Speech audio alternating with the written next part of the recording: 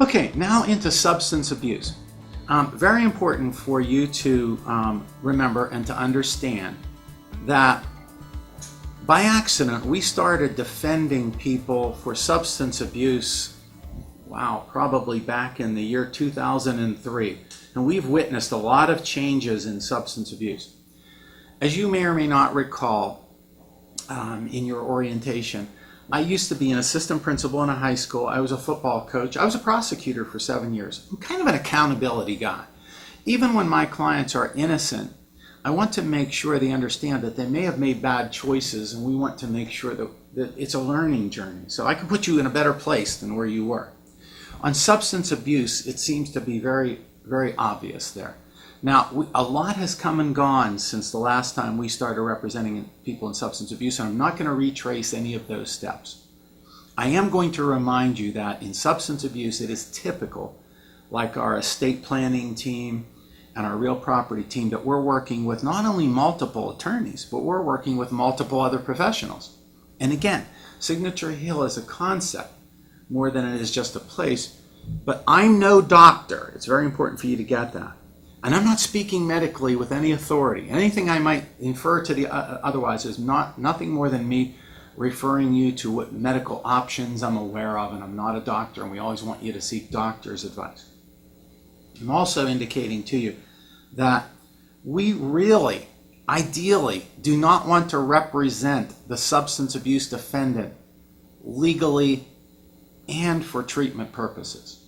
Now, this is different from when we first started, and with careful consideration and upon your request, we will gladly do both. We think that the best way to represent an impaired person that has a substance abuse case is to have a treatment attorney and have a legal attorney who are separated. There are many times when we can't find an attorney who will work with us that way. And through impossibility, we will do both roles, and we will make sure that we adequately disclose that to the client. But again, ideally, it works as when we're doing treatment counsel. So the first thing I explain is what is treatment counsel and what is our ideal arrangement.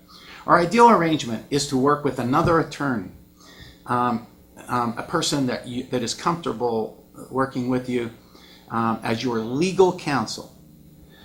We recognize that a person who has a substance abuse problem and has charged with a substance abuse crime may appear to be in the midst of a perfect storm. I'm 62 years old in a matter of days, which will date this video, I guess, but I am telling you, in my life, I have not experienced, in my opinion, two problems more grave than a legal problem and a health problem at the same time. And I would challenge anybody to show me I'm wrong. So think about it. Somebody who's charged with a crime that deals with substance abuse has the law coming after him to take his freedom away. At the same time, he has a health problem, and I'm going to get into that in a minute. Most people would agree, and we'll get to the point in time where hopefully you agree, or we won't represent you, that your health problem is much more important. Eventually, a person will get out of jail, and they still need to be alive, and they still need to lead a quality of life that's healthy.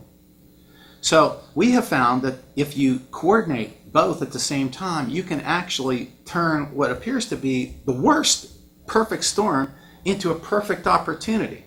You know, I like to say it like in expressions that are common without demeaning the seriousness of who and what we are, that when life gives you lemons, make lemonade. And this is a great way to do that.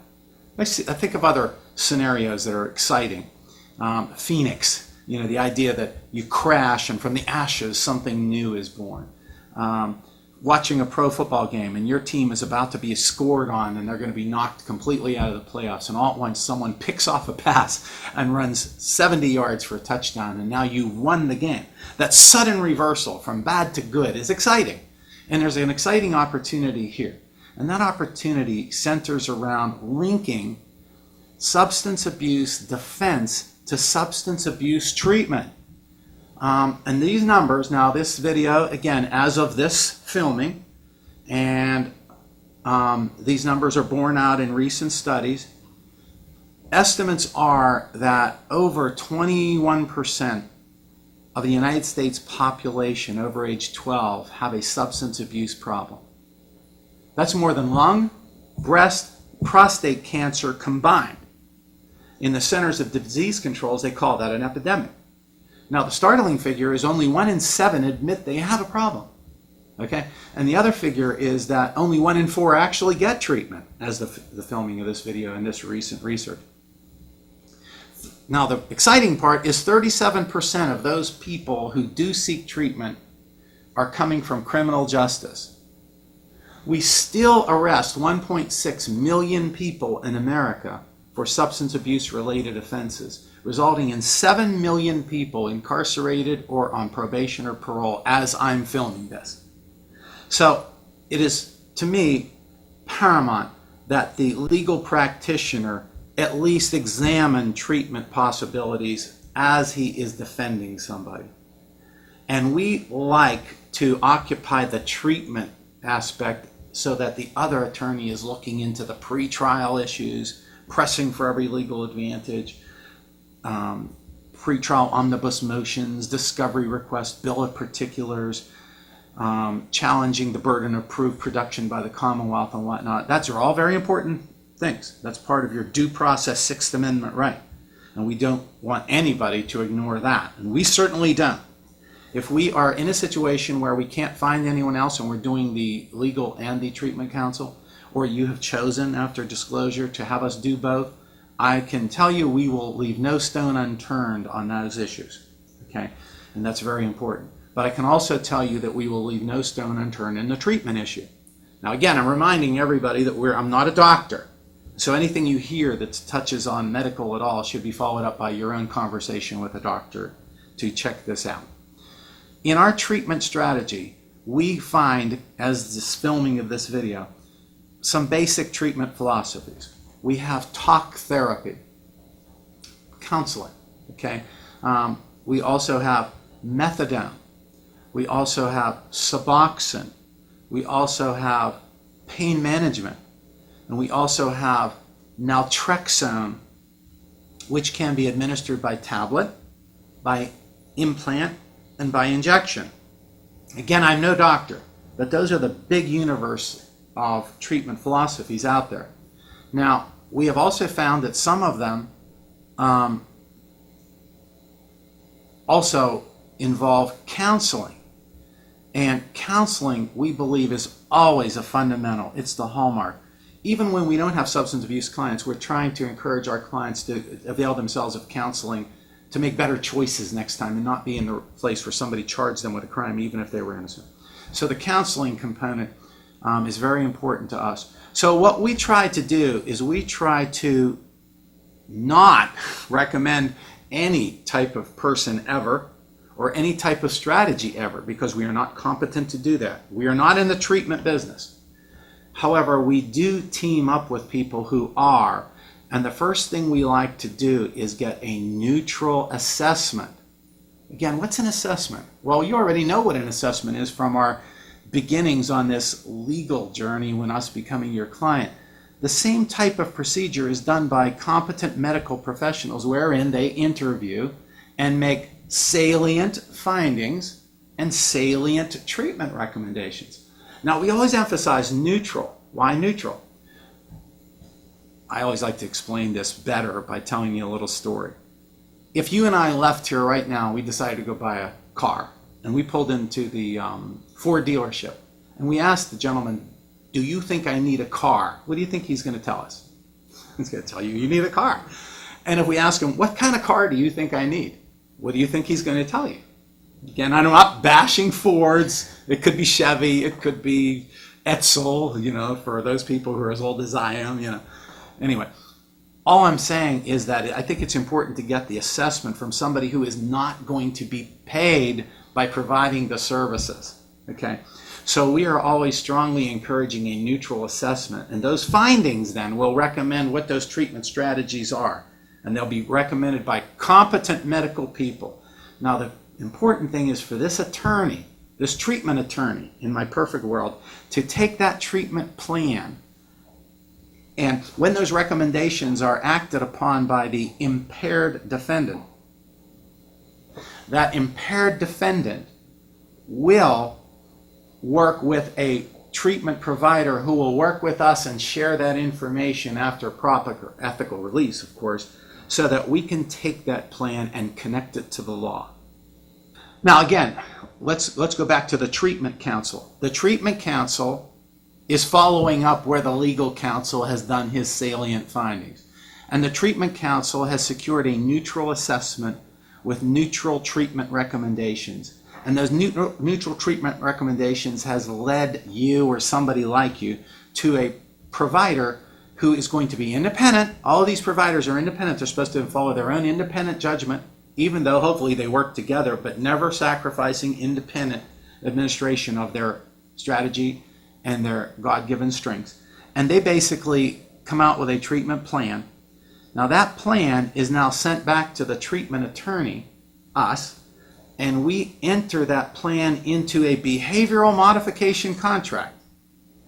Now, I'm very proud of that. And again, another story. I will ask you, even on our audio here, what do you think, and I'm asking you to give you a quick answer here, just instinctively. You're not going to be punished if you guess wrong. Most people do. What do you think is the most popular song that's ever been sung in American history? Stairway to Heaven. All right. So, by the way, the answer to that usually reveals the age of the person.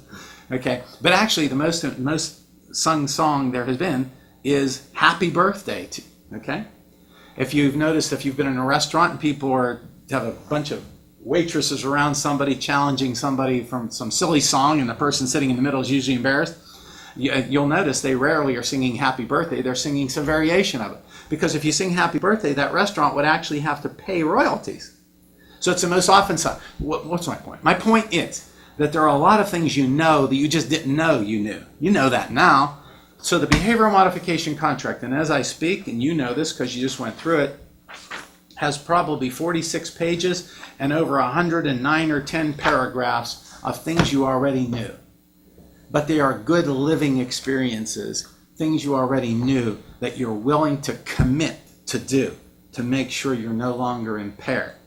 Now that has 2 or 3 or 4, probably priceless numbers of benefits. The first benefit is that the treatment doctor who sent the treatment plan back to the treatment attorney can now have his treatment strategy engrafted into a binding legal contract. Because this this behavioral modification contract can also become an enforceable order of court in criminal court.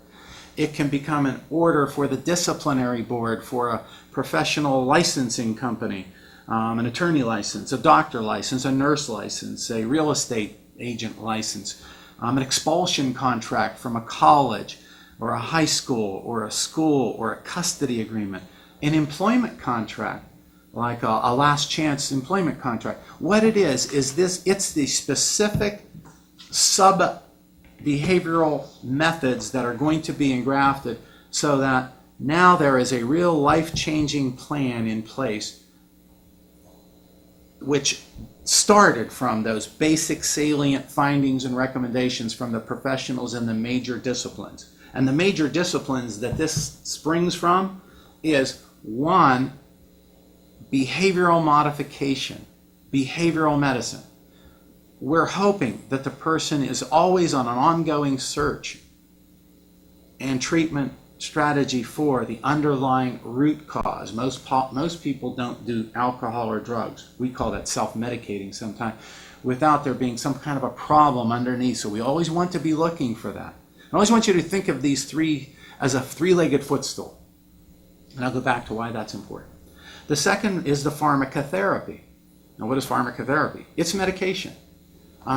Again, we're told by doctors there are tools now. We already know there is methadone. Methadone is a substitute for an addicting medication. We know there is Suboxone.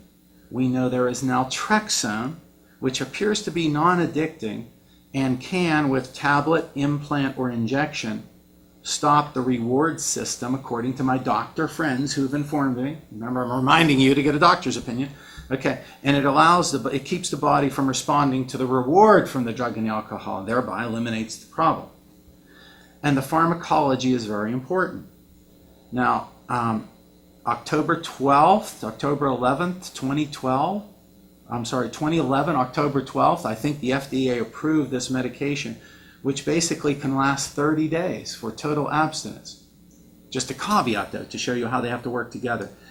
You cannot, from what I understand from my doctor friends, you cannot take that medication if you're already on an addicting substance. You would have to be cleansed of that addicting substance, and that's why these pharmacotherapists have to work together. Okay, and then lastly is the law again. Why is the law important? Remember, the most motivated patients come from the law. Secondly, the law creates the behavioral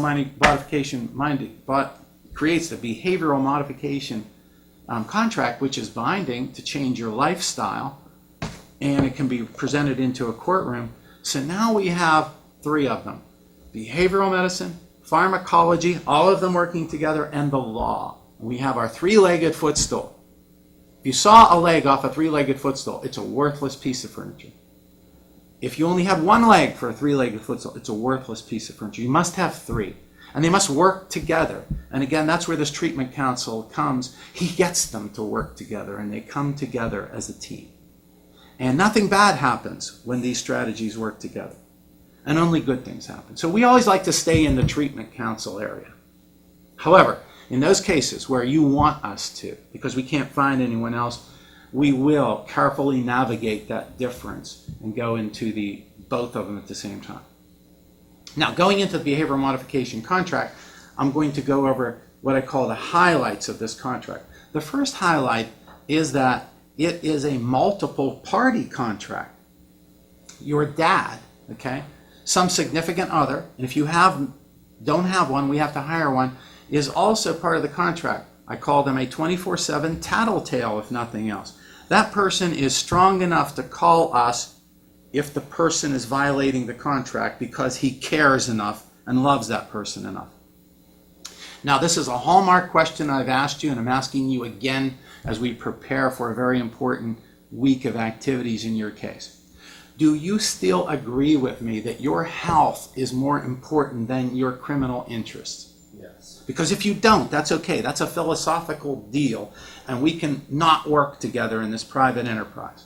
And we know it is, right? Yes. Because you know the quality of life isn't worth living if you're out there still addicted, only to die an untimely death, kill someone else, or lead a miserable life.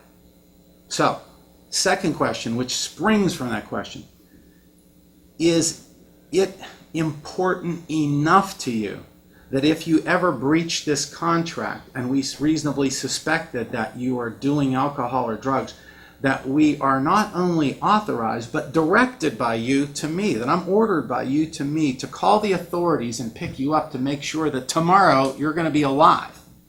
Yes. That being in jail sometimes is actually better than being free. All right? Yes, still yes? Okay, great. And it's yes for all the things we talked about, right? Okay, good. And that's very, very important. That's not your standard attorney-client relationship.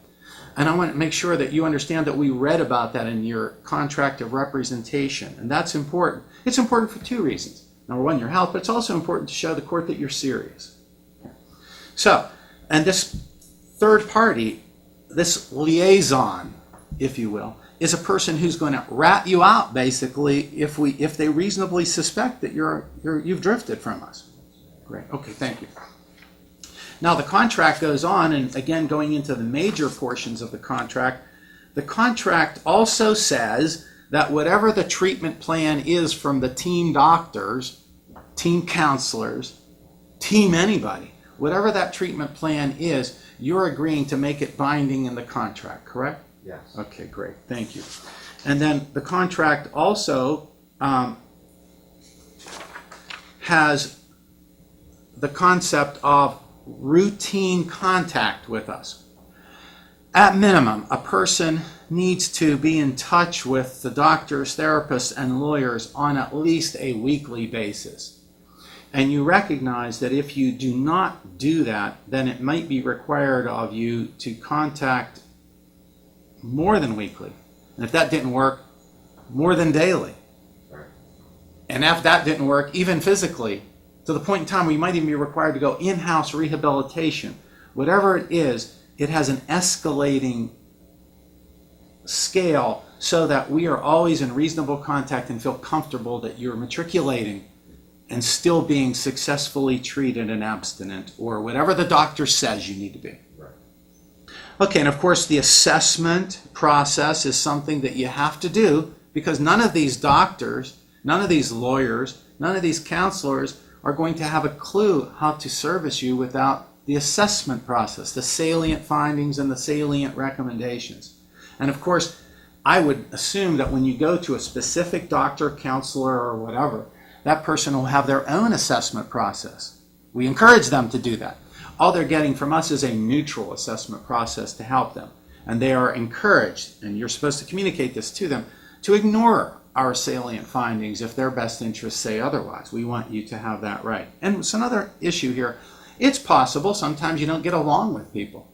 It's possible that you won't get along with somebody you're referred to, including me.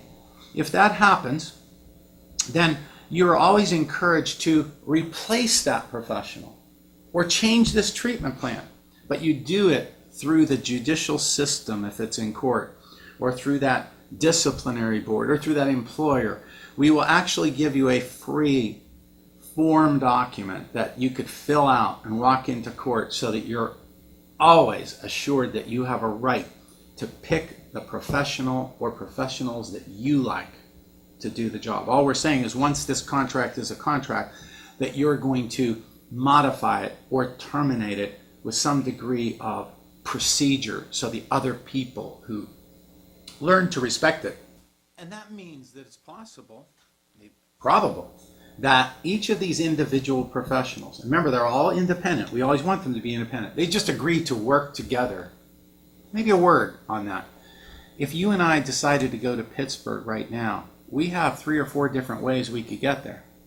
But you and I would agree to drive on 79 to get there. See what I'm saying?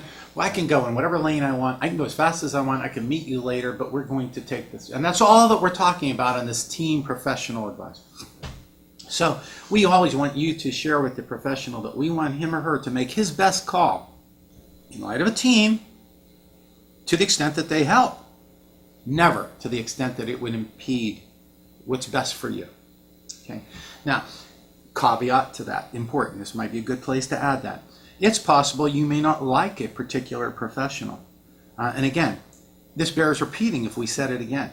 You are encouraged to replace your professional, or all of them if you want, at any time.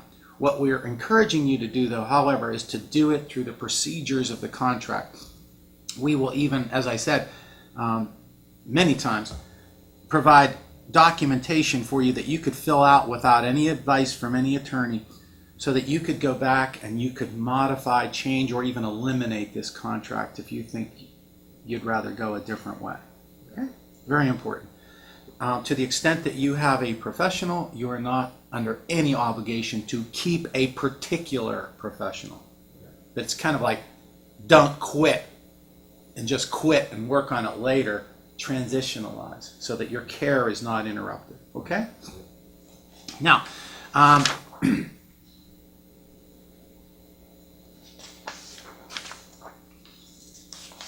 also in our contract here is the idea that all of these professionals, for them to work together, need to share information. And many times, probably most times, their information is protected by privileges.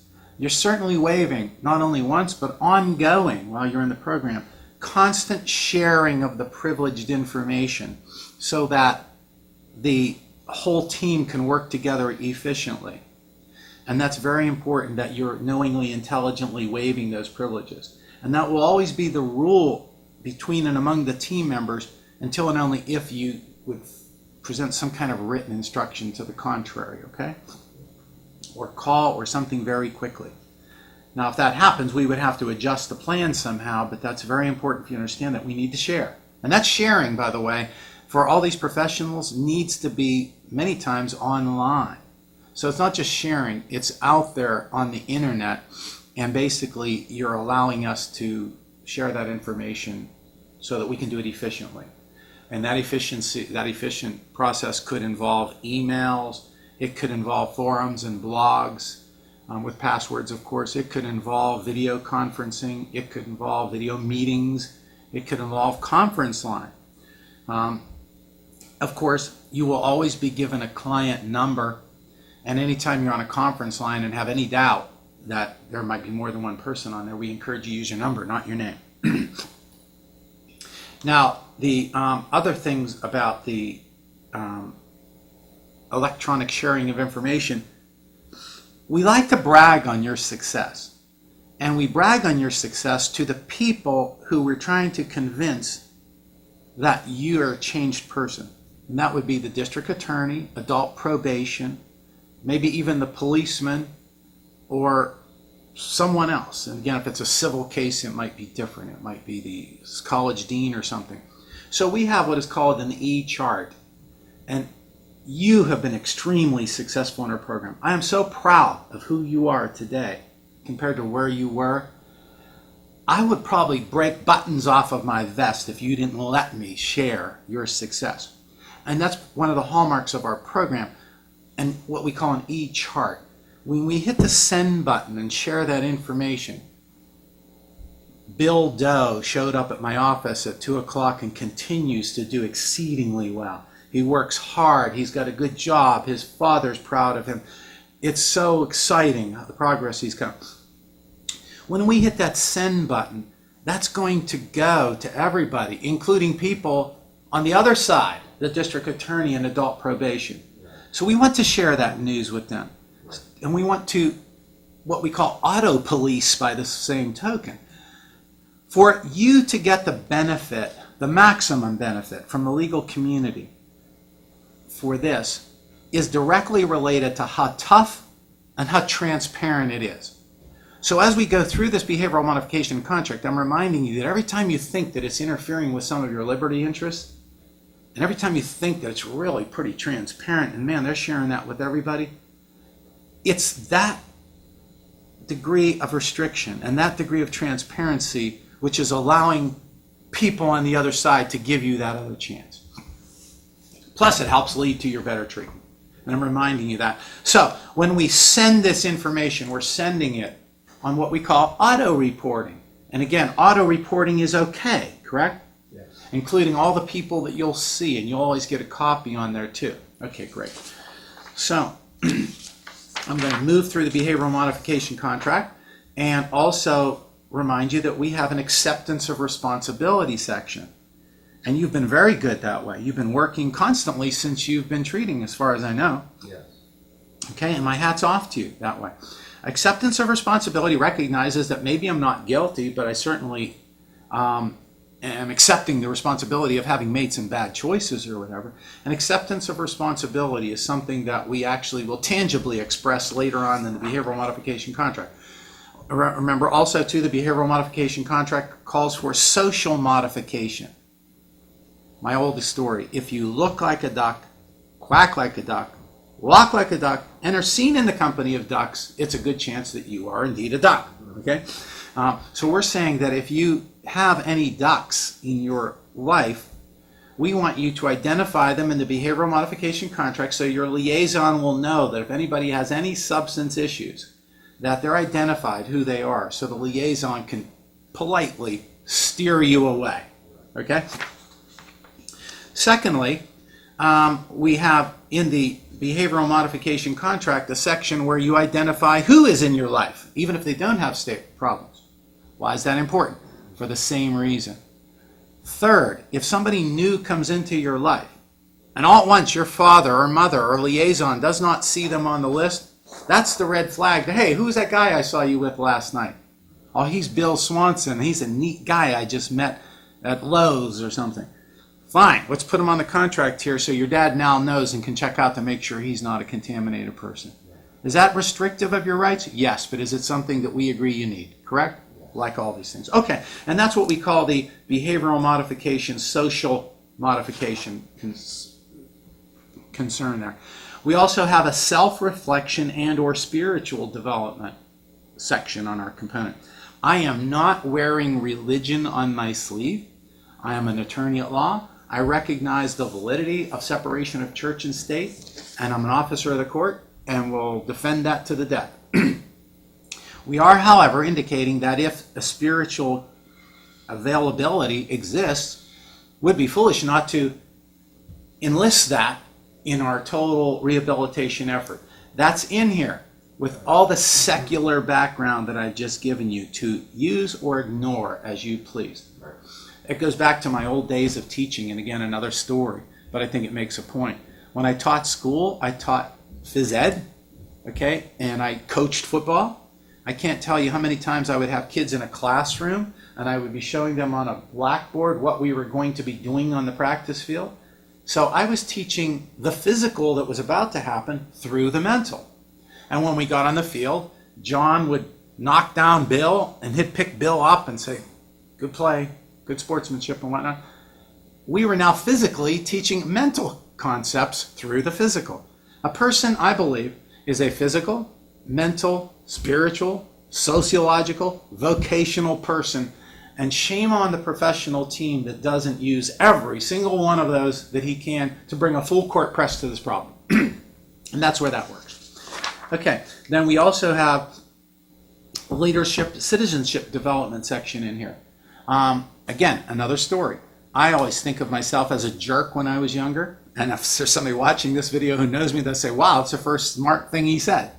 A little levity here, but the most important thing you need to understand is that I believe, and I know, that I became a better person when I became a parent.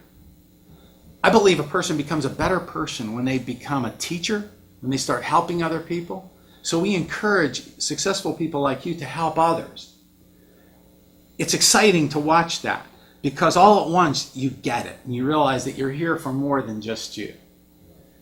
And also, it does another thing too. It for the first time in your life will give you a reputation. A good reputation. And you know, you can talk about the law, you can talk about injections, you can talk about counselors, but one of the best things I know is that feeling good about yourself is a very strong incentive in defending your honorable name. And that can go a lot longer than any counselor, injection, or anything else I know. Okay, and in light of that, too, that's why I like the pharmacology tools that are available, too, because I believe that the pharmacology sometimes can separate the cravings and the reward system from the drugs from the person's mind so that they can get into their spirit and really be self-motivated. You know, I teach this class to lawyers, and many times at this point in time, I'll have a skeptical group of faces in front of me, and I know what they're thinking. Mr. Pepe is going to say something corny like, you're going to get high on life. That's exactly what I'm going to say. I can tell you right now that my daughter is a gifted athlete. She plays girls fast pitch softball, but she's also very much a tomboy. I was worried about her getting made fun of in school or whatnot. You know, kids can be kind of harsh, and I always hope she makes her own way. But one day I was watching her play softball, and she stepped out. She had eye black under her eyes, and the coach from the other team said, move in, she can't hit it that far. And of course, you know the rest of the story. She indeed hit it that far. She hit it not only that far, she hit it over top the concession stand and almost took a snow cone out of a lady's hand while she was ordering a hot dog. I can tell you, as I'm speaking right now, and I bet I've told that story 100 times, I have goosebumps on my body watching my daughter in my mind jog around those bases.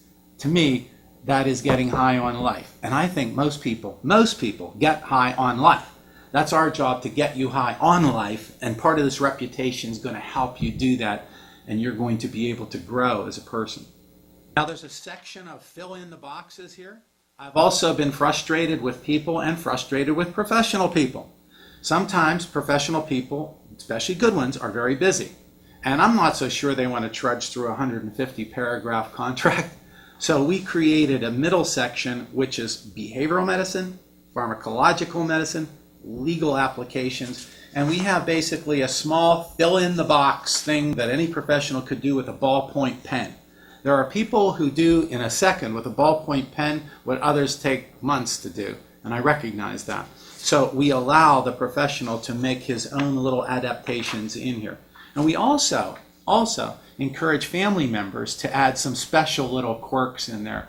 that I want him home every night at 12, or I want him not hanging around with a particular person, or I want him to do this instead, or whatever.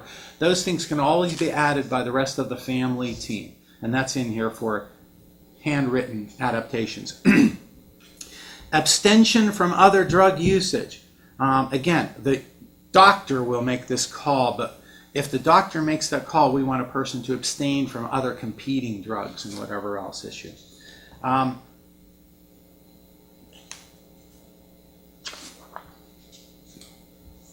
Part of what we're doing also as your treatment team or your treatment and legal attorney is validating your success. There's a lot of people who tell a lot of cute but insincere stories to judges and district attorneys. So one of the reasons with in addition to our auto reporting, we want to share your charts and your success. It's called validation. We're validating your success. Most lawyers that are worth their salt will say that any treatment program should be evidence-based. Evidence-based.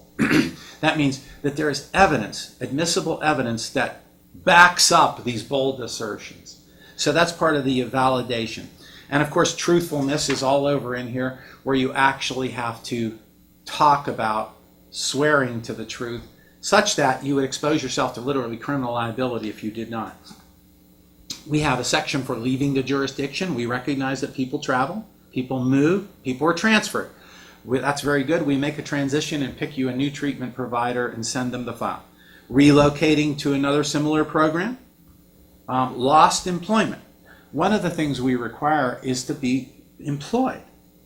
Again, unless a doctor says unemployed. Now, if the doctor writes that you're unemployable, obviously, then that would control. But we believe that a person should always be employed. We believe it helps in recovery. We also believe that some family member probably helped you finance some of this. And so again, the acceptance of responsibility, we're asking you to agree to, if somebody paid for this, you're going to pay them back. There's actually an enforceable judgment note in here that we have the person sign a legal binding obligation, and we require the person to stay employed so they can afford their own treatment. When you afford your own treatment, that requires you to stay employed. And there's a section in here we recognize also that in this economy, we never know when someone's going to be laid off or someone's going to lose their job through no fault of their own. There's actually a procedure in here to follow on getting re-employed. That is so many interviews, so many, it's called a work location section in here. Also, there's the idea that some people are motivated upwardly, and we encourage that. I'm telling you what I would tell my own son and daughter. It is strongly encouraged by your father to always seek a better job, but never to quit your job because you're looking for a better job. If you have a bad job, you keep working the bad job until you get the next job. I believe that I'm a lawyer today because I stayed in the job I did not like. It made me desperately hungrier every day to make sure I didn't quit. It's okay to look for a job where you're going to be president of the United States, but you always work at something until somebody calls you and wants you to be their running mate on the national ticket. Okay. There's a section in here for professional employment, and like I said, there's a minimum job search requirement while unemployed, and you're agreeing to do that. Monitored professional employment. Some people who take this are professionals, and we recognize that that would expose a significant threat or danger to their patients. So there are professional rules on them on what to do and how to remain a responsibly employed, impaired professional. And I'm going through and now we're moving along here. We also, in our behavioral modification contract, and as a way for auto reporting, are guaranteeing for evidence-based compliance that you will submit to any type of test at any time by any person. Now that could be urinalysis, that could be DNA, that could be hair, or any other testing. We're also interested in how other people can be helped, and it's very important for us to share your story or share the results. So we're asking you to participate in some forums to help us share the research with other people. Costs, of course, are borne by the customer. And of course, the costs for this, the medical costs, are always paid to the provider. We do not collect that in an attorney fee. If we're your treatment counsel, we'll have a task list for you and collect. Your attorney is going to work separately with you. Your counselor, your doctor, your psychologist, your psychiatrist will work separately also. All of those costs, of course, are paid by you, and if family members help, again, we're going to repay them. Evaluations and things like that are always borne by you. For example, if somebody needs to test you, those almost always are extra costs. If you fail out of the program, we don't say you're done forever, we'll put you back in, but many times you have to go through a lot of the administration again, so it can become very expensive to pay everybody all over again. You need to be prepared for that. And again, I'm reminding you again that all medical people and all medications are paid for or assumed by you or your family, insurance and things like that. The doctors will explain all of those issues to you. If you violate the agreement, okay, the first issue is, did I violate? Or does the attorney or Mr. Papa think I violated? Well, it's also possible that we think you violated, but maybe you didn't. If you didn't, you have a due process right, and there's rights in here for you to show that you did not violate. But if you did violate, then we have the right to sanction or remove. And again, we would immediately withdraw if we were in a criminal case, and that would probably send signals everywhere that that's what we would have to do. We can't stay with you if you're not going to follow our advice. And then we have verifications, expulsions, sanctions, an administrative hearing. That's all spelled out in the later pages of the contract. And again, I know I already touched on this, but as we close here, we're to the communication and other infrastructures. We can't do this and work with this many people without telecommunications, without email, electronic, forums, video conferencing. All those telecommunications, not only you have already said we're allowed to use those for your file, but you need to learn how to participate in them. If you're like me, you don't have a clue how to click or do any of that, we'll give you an orientation, but you have to kind of like stay up to speed on those issues. And that takes us all the way back through the contract. We're now to the end of the contract where we have the judgment note, which basically says I'm assuming legal responsibility to pay back the person who supplied these services. Now again, I want to close with this too, that we don't want to do your legal file and your treatment file, but we will. And we strongly encourage you to pick an attorney if you want us to do both, and in this case we're honored to do that under these terms and conditions. Now, is all of that acceptable to you? Yes. Okay, great. And do you understand how this is going to help you be a better person and address both issues at the same time with no guarantees? Okay, there's no guarantee that a court is going to cut you a break. Okay, and I want to make sure I say that again. Some people say, well, you said that I was going to get off and not do this or not do that. Nobody can guarantee that. We go back to this idea that we can guarantee very little. One thing I can guarantee, at some point in time, you'll be getting out of jail and you'll still have this problem if we don't address it. So I think it's a good idea, we've agreed, right, to deal with that problem, the health problem now. Your best chance of having it help the legal situation is at this time. It means there's no guarantee that it in fact will. Okay? It is a pleasure to work with you, and I hope that you enjoy this journey. And at any time, if any of these things become no longer agreeable, we're requiring you to let us know, and we will always operate and assume otherwise unless we have a writing from you saying that, no, I changed my mind. Okay? Thank you. Thanks for working with us. It's a pleasure. Hi, my name is Terry Crawford, and I am the Director of Communications here at Signature Hill. And I'm very easy to reach. You can reach me several different ways, one of which is by cell phone, and that is 760-957-5677.